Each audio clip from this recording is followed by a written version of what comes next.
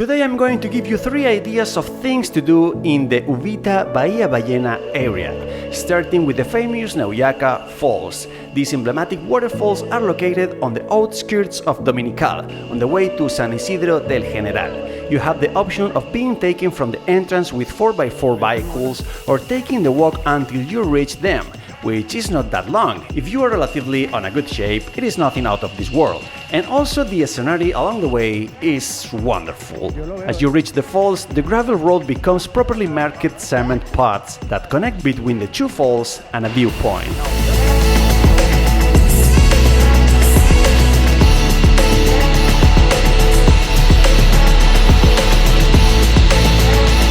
After some mandatory pictures from the viewpoint, we now head to the upper waterfall. This one is of a brutal size, it is very wide and high and has some huge stones at the bottom on which you can climb to get closer to its bottom and take some good pictures.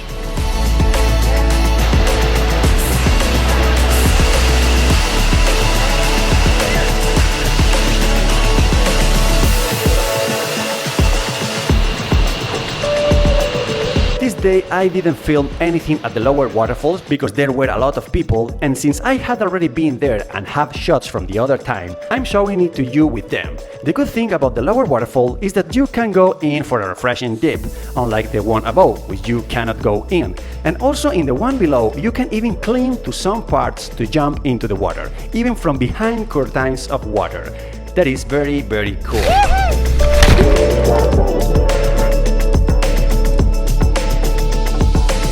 We thought about a place of mandatory visit. Yes, it is quite trendy, so I advise you to do it during the week to try to get as few people as possible. Option 2. Ventanas Beach. Also located on the outskirts of Uvita, about 10 minutes heading south, it is a beautiful beach with peculiar entrance that I personally love. You have to cross a small river, really small, don't worry, any car can do it. In fact, this little path takes you to a parking lot on the beach itself, where you will find all kinds of vehicles parked, but you have to pay about $4 to park there. And on the beach itself, you will also find all kinds of stalls, selling everything from bracelets to food to renting awnings and everything else you may need. The beach is relatively small, the sea is usually quite calm and it is completely surrounded by nature, highlighting some windows, ventanas, in one of the rock walls on the right side if you stand facing the sea, windows that you can walk through if the tide is slow. There are plenty of palm trees in which to take refuge under their shade, and it also gives a very nice touch to this relatively unknown beach. And finally, the Marino Ballena National Park. It consists of a set of beaches that are part of a protected area, in which the main one is Uvita Beach, since it is the largest and the one located at the main entrance of the park. They offer humpback whale watching tours, and you can also see dolphins and sea turtles. It is also a good place to get started in the world of surfing, and so we did. We took a 1-hour class, and the truth is that it didn't go that bad. We even managed to catch a wave in sync.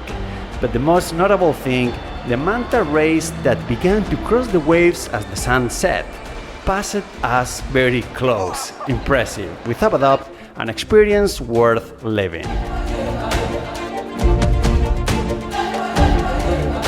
Thank you very much for joining us on this adventure. Like the video and subscribe to the channel if you enjoy it, and see you into the nature.